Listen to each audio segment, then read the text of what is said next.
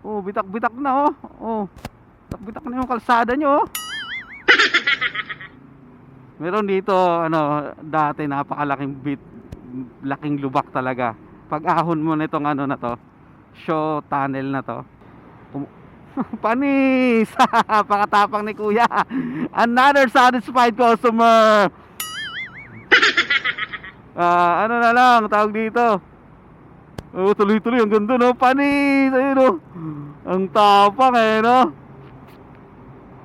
Satisfied customer.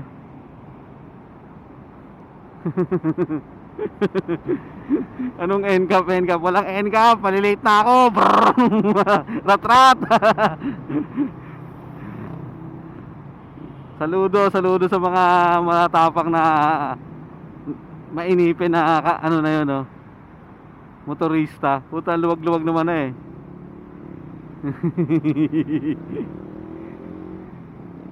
Tulakpakan natin yung mga ganon.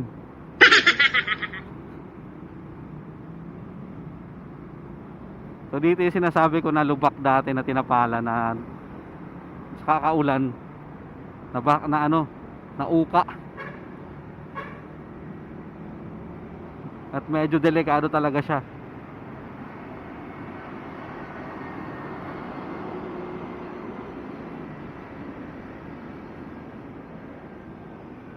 Ito, ayos pa.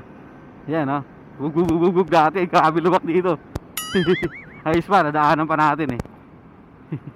Meron akong kwento. Isang love story na nangyari sa kanto. Habang ako'y papunta sa aking trabaho, ay may tumatakbo at bigla na lang kaming dalawa'y nagkabunggo. Ako'y nagtataka sa aking nadarama, nang makita siya ay kumislap aking mata. Laging ligaw tingin, sana ay yung mapansin ang makumpleto ko ang love story ko. Tung tudung tung. Nabigla ako, parang tumigil sa pag-ikot ang mundo.